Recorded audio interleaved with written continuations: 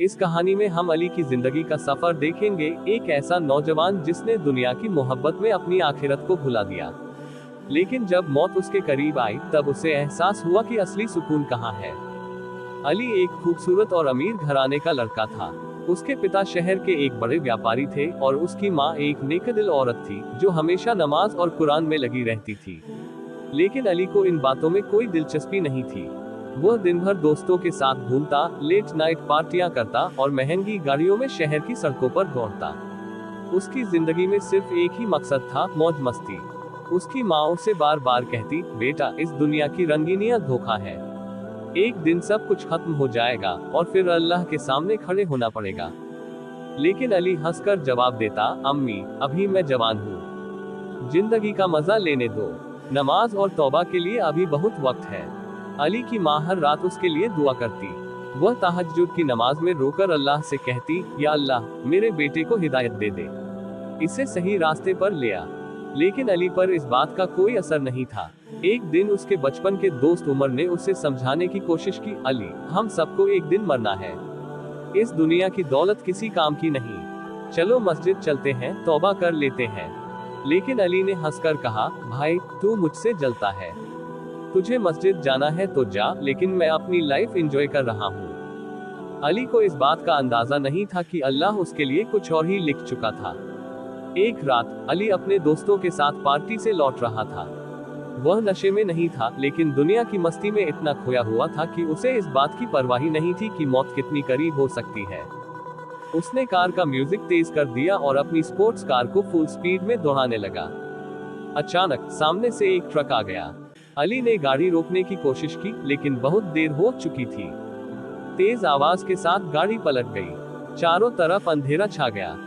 जब अली को होश आया तो वह अस्पताल के बेड पर पड़ा था। उसकी माँ उसके सिरहाने बैठी रो रही थी। डॉक्टर कह रहे थे, हमें अफसोस है, लेकिन इनके बचने की उम्मीद बहुत कम है। अली के शरीर में तेज दर्द था, लेकिन उससे भी ज्यादा दर्द उसकी रूह में हो रहा था। उसे अपनी जिंदगी की सारी गलतियां याद आने लगी। या अल्लाह मैं कितना गाफिल था, मेरी अम्मी सही कहती थी, मौत कभी भी आ सकती है। अली ने रोते हुए अपनी माँ का हाथ पकड़ा, अम्मी मुझे माफ कर दो, मैंने आपकी बात नहीं मानी, अब मुझे लगता है कि अल्लाह मुझे सजा देने वाला है।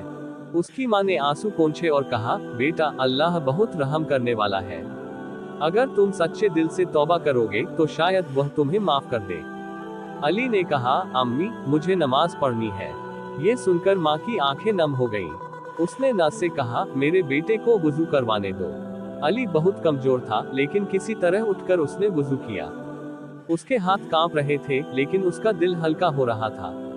पहली बार उसे नमाज का असली एहसास हो रहा था। जब उसने सजदे में सिर रखा तो उसकी आंखों से आंसू बह निकले।